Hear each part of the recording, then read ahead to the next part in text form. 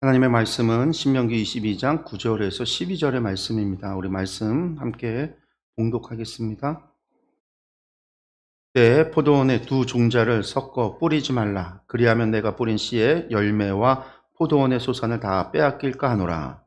너는 소와 나귀를 겨리하여 갈지 말며 양털과 배실로 섞어 짠 것을 입지 말지니라.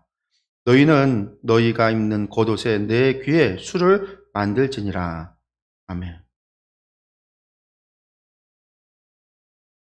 우리가 오전에 함께 나눴던 신명기 22장 9절에서 12절의 말씀입니다. 이 말씀 가지고요. 거룩은 곧 구별입니다. 라는 제목으로 오늘 오후에 함께 말씀을 다시 한번 생각해 보려고 합니다.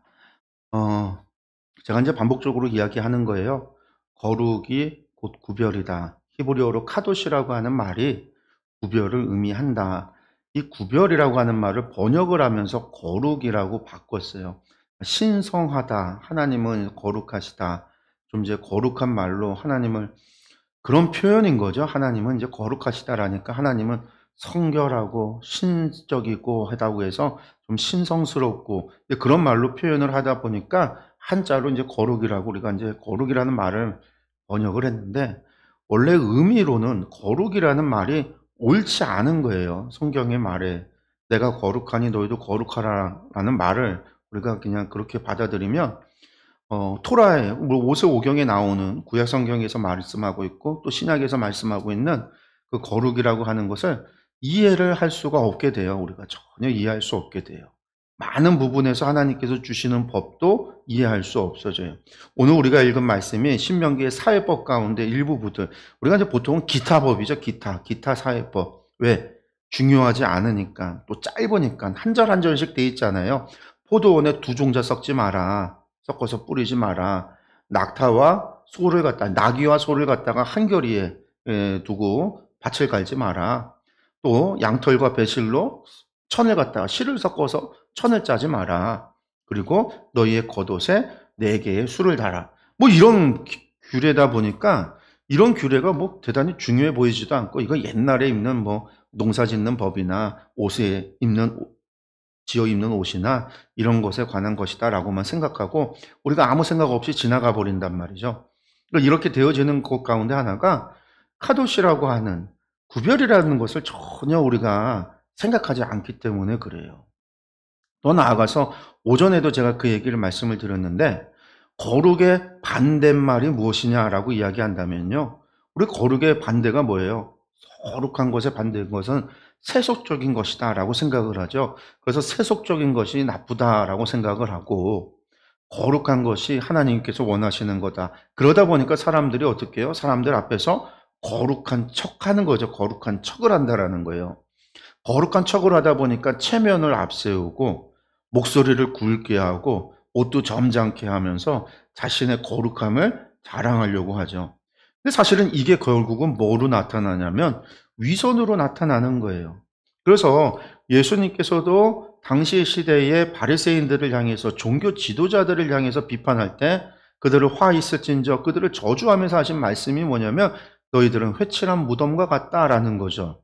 회칠한 무덤이 뭐냐면 석회를 무덤에 발랐다라는 건데 그냥 돌만 쌓은 게 아니라 거기에 돌을 쌓고 석회까지 바르면 어떻게 돼요? 아주 그럴듯한 무덤이 된다라는 거예요. 당시에는 아주 부자나 정말 돈이 있는 사람들이나 석회가 귀하니까 그 석회를 갖다가 무덤에 발랐는데 그 회칠한 무덤 같다라는 거죠. 왜 그렇죠? 겉은 멀쩡하나 속은 시체, 썩어 들어가는 시체다라는 거예요. 겉과 속이 다르다. 겉은 멀쩡해 보이나 속은 아니다. 위선이라는 거죠. 그래서 예수님께서 마주하고 예수님께서 공격했던 대적점에 있었던 종교 지도자들이나 바리새인들을 향해서 계속해서 하셨던 공격이 무엇이었냐면 말씀이 뭐였냐면 너희들은 위선자다라는 거였어요. 너희가 위선자다. 왜? 그들이 율법을 지키고 말씀을 지킨다라고 하지만 실제로는 사람들 보기에 눈에 보이는 것은 지키지만 눈에 보이지 않는 것은 안 지킨다라는 거예요. 남들 보기에 종교인 같아 보이고 남들 보기에 랍비 같아 보이는 선생이라 부를 만한 정도의 모습들은 눈에 보이는 것은 지키는 거죠. 어떻게 지켜요?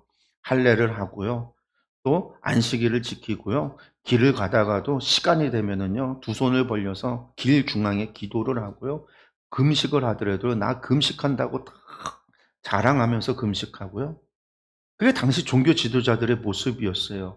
그러면서 뒤로는 어떻게 해요? 자신은 안식을 지키겠다고 자기는 아무것도 안 하면서 집안에 있는 종들에게 음식을 해오라고 시키고요. 종들에게 일을 시키고요. 이들에게 노동을 시키고요. 밭일을 내보내고요. 양을 치라고 내보내고요. 그러면서 자기 집안에 있는 사람들의 안식을 다 빼앗고 그리고 자기는 안식을 지키는 거예요. 그러면서 손가락질하는 거죠. 저것들은 율법도 안 지켜. 저것들은 안식일도 안 지켜. 그러니까 저것들이 종이 된 거야. 원래 규례에는요, 자기 집안의 모든 사람을 안식, 쉬도록 했어요. 그게 하나님이 정하신 안식일의 규례란 말이에요. 그런데 자신들은 지키겠다고 자신들은 지키면서 남들의 안식을 빼앗는 거. 그러면서 자신들은 종교적이다. 자신들은 거룩하다라고 이야기를 하는 거죠. 저들은 세속적이다라고 이야기하는 거예요. 그런 걸 가르쳐서 예수님께서 말씀하신 게 위선이라는 거예요. 보지 않을 때 골방에 기도를 하더라도 너네 왜 길가에서 사람들한테 칭송받으려고 안 보이는 골방에 가서 하라는 거죠. 금식할 때 남들 모르게 하라는 거예요. 할 거면. 율법을 지키는 것보다 안식일의 규례를 지키는 것보다 가난한 자들, 아픈 자들을 돕는 게 내 이웃을 내 몸과 같이 사랑하라고 했던 그들을 섬기고 그들을 위해서 너의 안식일을 포기하더라도 그들을 위해서 네가 희생할 수 있는 그렇게 해봐라라는 거죠. 그러지 않으면서 행하는 그들을 향해서 위선자다라고 한 거예요. 이거는 예수님만이 아니라 사도 바울도 마찬가지예요. 사도 바울이 마주했었던 위선자들, 갈라디아서를 썼을 때, 그 편지를 썼을 때 갈라디아서의 교인들에게, 그 이방인 교인들에게 유대인 기독교인들이 와서 하는 얘기가 너희가 구원받으려면 뭘 해야 된다고요? 안식일을 지켜야 되고 구원받으려면 할례를 해야 된다라는 거예요. 눈에 보이는 할례는 지키고 눈에 보이는 안식일을 지키지만 정작 이웃을 사랑하거나 자신의 재물을 나눠줘서 가난한 아이들을 섬기거나 하는 일을 하지 않으면서 정작 눈에 보이는 것만 쉬운 것만 자신이 종교인이라고 거룩이라는 걸 티낼 수 있는 것들만 하고 있는 그들을 향해서 너희가 위선자라는 거예요. 이 위선이라고 하는 걸 우리가 율법주의라고 말로 오늘날 설명을 하는데 이 또한 잘못됐다고 제가 지난주에 얘기했죠. 율법주의 그렇게 이야기하는 것들은 잘못된 거예요. 내가 하나님을 믿어서 하나님 말씀대로 살아가겠다라고 하는 게 왜 율법주의냐라는 거예요. 오늘날에 조롱받아요. 내가 말씀 지켜서 내가 하나님 말씀대로 살아가야지. 내가 무엇을 위해서 내가 좀 구별된 삶을 살아갈까? 하나님 말씀대로 살아갈까? 제가 예전에 한번 한 몇 년 동안 언제죠? 한 30대 초반쯤이었던 것 같아요. 선교 나가기 전에 제가 서울에 있었던 그 MMTC 감리교 선교사 훈련원 간사로 있을 때 그냥 협력 간사로 있다가 담당 간사가 돼서 직원이 돼서 한마디로 그 안에 담당 간사로 가 있을 때요. 그 전부터 제가 뭘 했냐면 내가 될 수 있는 대로 하나님 말씀대로 살아가야지 하면서 제가 뭐 교회 다니고 또 사역자로서 전도사로서 일을 하고 하다 보니까 특별히 더 지킬 수 있는 게 없는 거예요. 아니 뭐 별로 없어요. 제가 뭐 교회를 빠지는 것도 아니죠. 봉사를 하지 않는 것도 아니죠. 그러다 보니까 내가 더 하나님 말씀대로 살아가야지 하다가 뭘 이제 하기로 결심을 했냐면 그래 나 피를 먹지 말아야지. 순대도 먹지 말고 한동안 돼지고기도 먹지 말아야지. 그래서 돼지고기도 안 먹고 했던 때가 있어요. 그때가. 물론 이제 돼지고기는 조금 하다가 이제 포기를 했고 왜냐하면 돼지고기를 안 먹으니까 먹을 게 없어지는 거죠. 집에 반찬이. 주가 뭐 소고기는 비싸고 돼지고기가 이제 그때 어머니께서 뭐 고기를 자주 꺼줬는데 안 먹으려고 하니까 밥이 힘들어요. 그러다 보니까 포기하고 이제 내가 피는 먹지 말자. 그래서 순대를 안 먹고 막 그랬단 말이에요. 그랬더니 이제 그 선교 훈련원에서 한 번은 회식을 하는데 저 때문에 일부러 그 순대국밥집을 간 거예요. 그 사람들이 제가 먹나 안 먹나 지켜보려고. 왜 그러면 선교사를 나간다고 하는 사람이 선교사 나가는 사람이 머리가 굳어 있으면 안 되잖아요. 선교지에서 어떤 상황이 맞아질지 모르는데 거기에서 그들의 대접이나 그런 것들을 내가 언제든지 받아들이고 그런 것들을 수용할 수 있는 자세가 돼야 되는데 제가 이제 순대도 안 먹고 피도 안 먹고 한다고 하니까 너무 좀 굳어 있는 것이 아닌가 싶어서 일부러 간 거예요. 일부러 가서는 순대국밥을 다 시켰어요. 저한테도 순대국밥을 준 거죠. 제가 먹었어요, 그냥. 제가 율법을 따로 뭐 하려고 하는 게 아니라 그 눈치가 있었죠. 눈치가 있었고 그때 상황이 어떤 상황인지 알고. 그러고 나서 또 안 먹으면 그만이거든요. 제가 안 먹으면 되는 거니까. 이걸 했다고 해서 내가 하나님 앞에 죄 짓는 게 아니라 내 삶에 있어서 중요한 거는 그 자세인 거지, 먹고 안 먹고의 문제가 그거보다 더 중요했던 거는 그것을 가지고다가 그 뒤로도 안 먹고 지금도 잘 안 먹어요. 거의 안 먹어요. 특별한 상황이 아닌 이상, 특별한 상황이 돼도 뭐 거의 안 먹습니다, 피에 대해서는. 근데 이런 것들을 가져다가 너는 왜 피를 안 먹어? 넌 율법적이야, 바리새인이래. 오늘날 사람들은 그렇게 손가락질하고 조롱하거든요, 교회 안에서. 내가 하나님 말씀대로 살아가겠다고 열심히 하는데 내가 하나님 말씀 믿으니까, 내가 하나님을 믿으니까 그래, 이제부터는 나는 또 새벽에도 나가 예배 드릴 거야. 또 매일같이 정한 시간에 말씀을 볼 거야. 나는 하루에 꼭 정한 시간에 내가 또 기도할 거야. 기도 생활을 할 거야. 나는 또 전도도 할 거야. 막 그렇게 해서 내가 열심히 무엇인가를 행하고 있으면은요, 사람들이 너는 왜 이렇게 율법적이야? 이런 얘기를 하는 거예요. 물론 그걸 가져다가 나의 생각과 나의 믿음을 사람들한테 강요할 때 율법적이다라는 얘기 들을 수 있지만, 내가 스스로 하나님 앞에 하나님 사모해서 신앙적인 삶을 살아가려고 애쓰고 노력하는 게 왜 율법주의냐는 거예요. 그건 율법주의가 아닌 거예요. 하나님, 예수님께서 지적하고 사도 바울이 공격했던 거는 그런 걸 얘기하는 게 아니에요. 그거는 도리어 칭찬받아 마땅한 거예요. 그걸 가지고 사람을 정죄하고 판단하고 나아가서 또 눈에 보이는 것만 하면서 실상 가운데 이웃에 대한 사랑, 더 큰 계명이죠. 우리가 반드시 해야 되는 하나님을 사랑하고 이웃을 사랑해야 된다라고 하는 이 큰 계명에 대해서는 침묵하면서 이런 걸 갖다가 위선이라고 하는 거지 율법주의가 아니라는 거예요. 어쨌든 돌아가서 거룩이라고 하는 걸 우리가 세속적인 것으로 생각할 때 자꾸만 그렇게 생각하는 거예요. 그래서 위선이 나오는 거죠. 그런데 거룩이라는 말을 사용하지 말고 카도시라고 하는 말을 구별이라는 말로 바꿔서 쓴다면 달라져요. 완전히 달라지는 거예요. 뭐가 달라지냐? 하나님께서는 내가 구별되기 때문에 너희도 구별하라라는 거죠. 이스라엘을 갖다 출애굽했을 때 너희는 거룩하라, 너희는 카도시하라라는 말이, 너희는 구별하라라는 말이 무엇에 관한 구별이냐? 애굽에서 나와서 애굽과 구별되라는 거죠. 애굽과 단절해야 된다라는 거예요. 애굽에서 배웠던 모든 지식들로부터, 풍습들로부터, 문화로부터, 종교로부터, 과학으로부터 종교적인 것들을 제거해야 된다라는 거예요. 그때로부터 구별이라는 거예요. 이제 하나님의 백성으로 하나님이 정하신 규례와 법칙으로 살아가야 된다라는 거예요. 그래서 하나님께서 그들에게 주셨던 율례와 율법은요, 기본적으로 애국과 다른 거예요. 이집트와 비교됐을 때 구별되어졌던 거예요.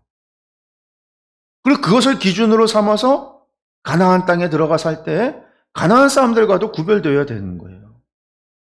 근데 창세기 1장의 이야기가 뭐예요? 하나님께서 천지를 창조했다라는 얘기잖아요.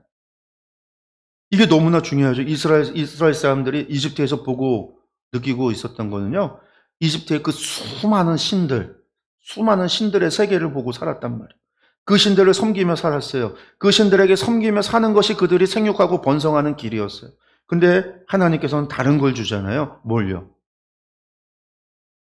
그 사람들은 태양을 보며 태양신을 받고, 여러분들 나일강을 보면서 나일강에 신이 있다고 생각했고, 그래서 그걸 형상했어요. 막 얼굴에 독수리 신도 있고요, 개구리 신도 있고요, 암소 신도 있고요, 숫소 신도 있고요, 고양이 신도 있고요, 개 신도 있고요, 풍뎅이 신도 있고요. 천하 만물이 다 신이었고 우리가 그 신의 지배를 받고 있고 우리는 그 신들을 섬겨야 되고, 그래야 신들의 마음을 풀어주고 신들을 잘 섬겨야 우리가 생육하고 번성한다고 생각했는데, 창세기 하나님의 말씀은 뭐죠? 그 모든 것은 하나님께서 태초에 말씀으로 만들었고 인간인 우리가 어떻게 해야 되는 거예요? 저 새나 독수리나 무슨 풍뎅이냐 개구리나 저 나일강이나 태양이나가 우리의 섬김이 대상이 아니라, 하나님 뭐라고 얘기하셨냐면 너희는 생육하고 번성하라. 어떻게 해요? 땅을 정복하라. 저것들을 다스리라. 우리가 통치받고 우리가 지배받는 게 아니라 우리가 도리어 세상을 지배하고 세상을 정복하는, 이집트의 모든 신들이라고 여겼던 그 모든 것들을 도리어 우리가 지배하고 우리가 다스리는 존재. 그렇게 될 때 우리가 생육하고 번성하는 그들의 지배를 받는 종이 아니라 그들을 지배하는 존재. 하나님의 형상으로 만들어진 하나님의 첼름, 하나님의 그림자로 만들어진 인간이라는. 사실은 창세기 1장부터 하나님께서 말씀하고 계시는 거는요, 이집트와 우리가 다르다라는 거죠. 하나님은 다르다라는 거예요. 세상과 구별됐다라는 거고, 그렇게 너희도 이제부터는요, 세상과 구별되어야 한다라는 말씀을 하신 거예요. 그래서 주어졌던 모든 율례와 규례와 법이요, 이집트로부터 구별이에요. 구별되도록 준 거예요. 오늘의 말씀도 구별되는 이야기죠. 두종자를 섞어 뿌리는 거 이집트의 농사 방법이라는 거예요.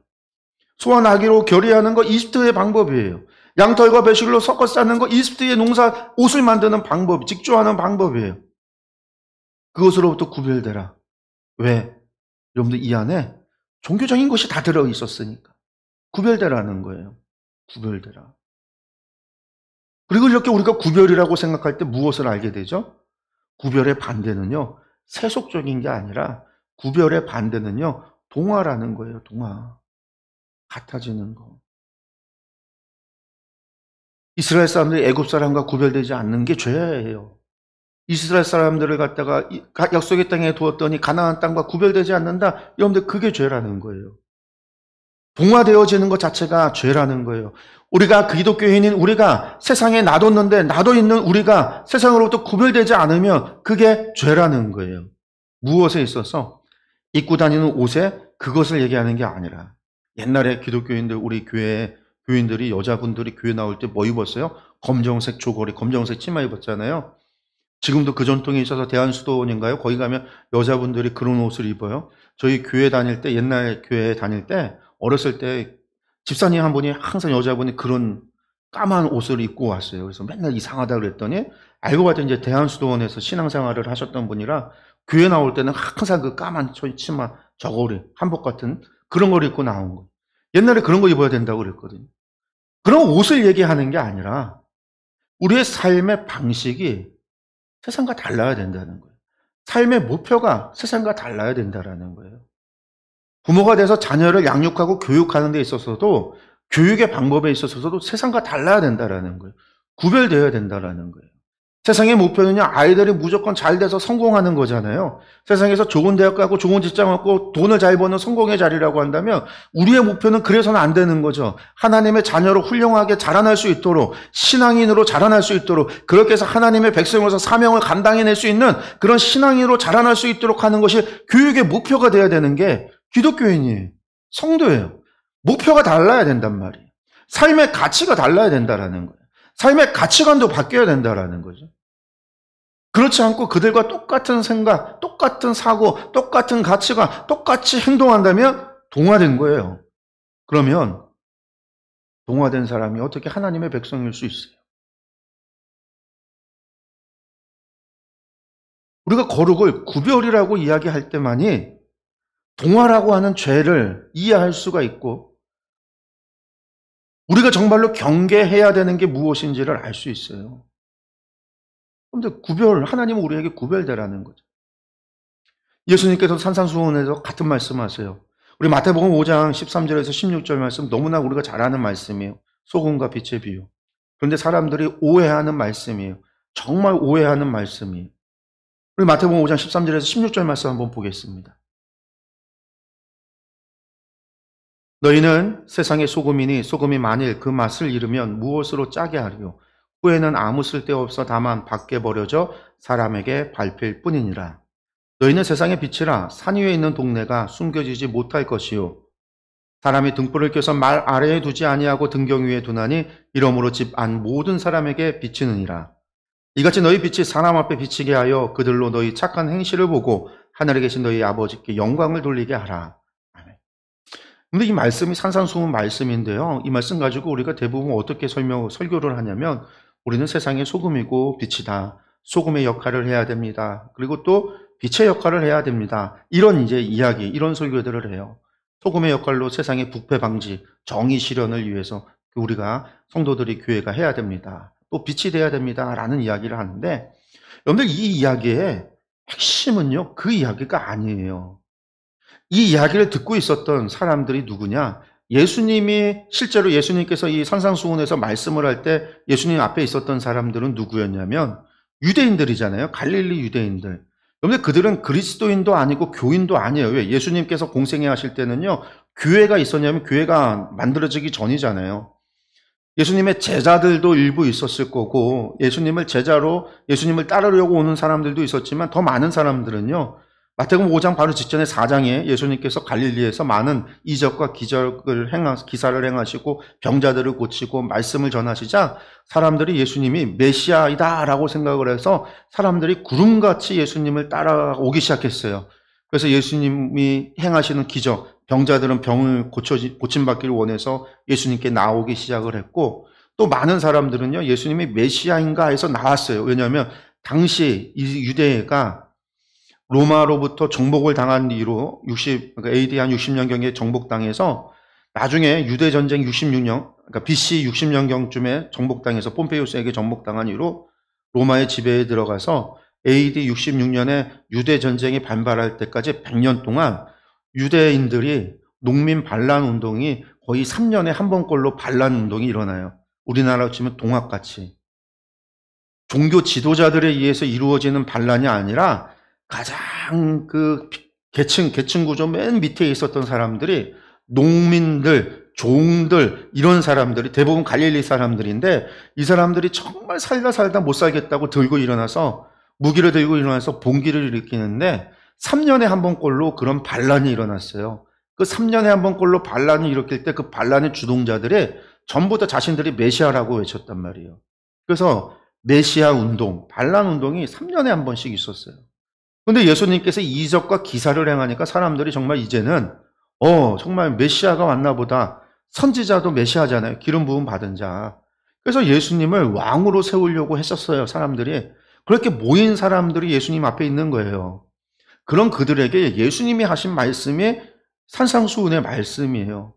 그래서 팔복이라고 하는 게 다른 게 아니에요. 그들이 실제로 겪고 있었던 아픔이잖아요. 애통하고 슬퍼하고 고통당하고 그런 그들에게 위로의 말씀이면서 또 너희처럼 선지자들도 박해를 받았고 의인이 박해를 받는 것이 복이다라는 이야기를 하시면서 위로만 하신 게 아니라 소금과 빛의 비유의 말씀을 한 거예요.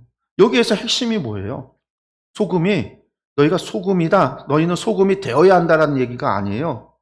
너희는 빛이 되어야 한다라는 얘기가 아니에요. 예수님 말씀은 너희는 이미 소금이고 너희는 이미 빛인데 뭐라는 얘기죠? 소금이 맛을 잃으면 버려져서 사람에게 밟힌다라는 거잖아요. 소금이 되어야 한다라는 얘기가 너희는 이미 소금인데 너희가 너희의 맛을 잃어버리면 너희는 밟혀진다라는 거예요. 저주의 경고의 말씀이에요.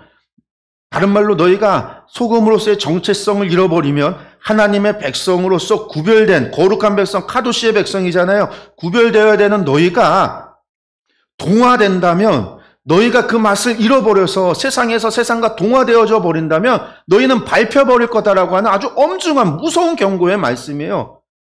버려지게 될 거라는. 너희는 이미 빛인데 빛은 산 위에 있는 동네가 빛이 있으면 숨겨지지 않아요. 아무리 산 위에 있어도 숨겨지지 않는다라는 거예요. 또한 그 빛은 말 아래 두지 않는다라는 거예요. 등경 위에 사람들에게 비치게 하나님께서 너희를 구별하신 이유는요. 비춰서 사람들에게 보이게 하기 위해서 너희를 빛으로 세운 거지 구별한 거지 너희를 숨겨두려고 하나님께서 빛으로 삼은 게 아니라는 거죠. 이걸 마태가 자신의 공동체에게 말씀을 전했어요. 마태 공동체도 박해를 받고 있었던 상황이었거든요.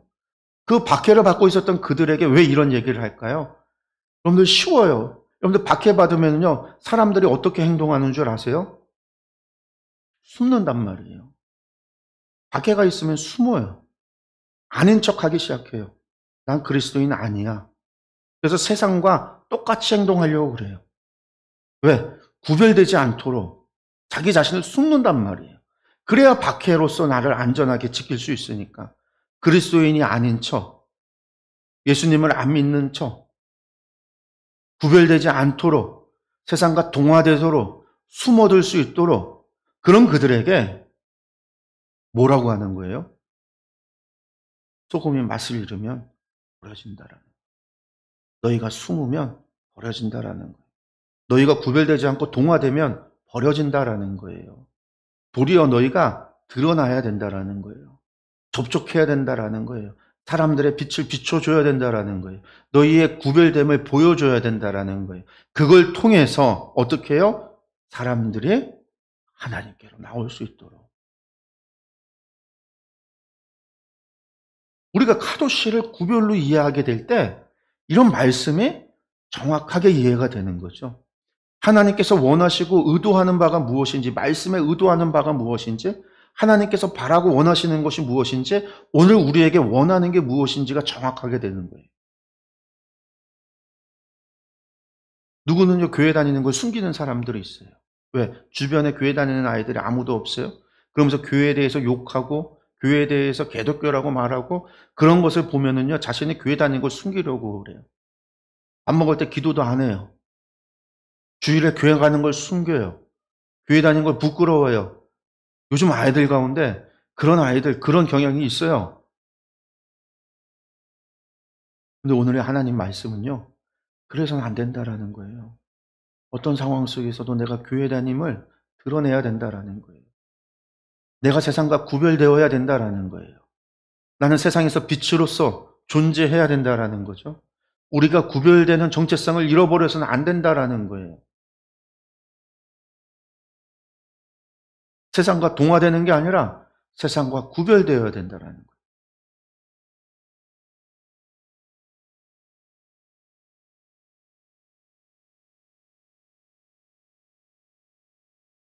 양성도 여러분, 구별되지 않으면 된 거예요. 그래서 제가 그리스도인에게 가장 모욕적인 말은요, 너도 교회 다녔어라는 말을 듣는 거예요. 우리는 절대 너도 교회 다녔어라는 말을 들어서는 안 돼. 이보다 더 모욕적인 말은 없어요. 그래 너는 교회 다니지. 그래 너는 그리스도인이지. 그래서 너는 그렇게 해. 우리와 다르구나. 나와 다르구나. 우리가 그런 이야기를 들어야 돼요. 그게 부정적인 이야기로 듣는 게 아니라 긍정적인 이야기. 그래야 우리가 빛으로서 그들을 하나님께로 인도할 수 있습니다. 그리고 그게 하나님께서 바라고 원하시는 거예요. 이를 위해서 우리가 하나님 말씀에 순종하며 세상으로부터 구별된 가치관을 가지고 세상과 구별된 삶의 중심을 우리가 지켜야 되고, 우리가 삶의 기준을 잡고 우리의 신앙의 표대를 향해서 나아가야 될 줄로 믿습니다. 우리 이 시간에 함께 기도하겠습니다.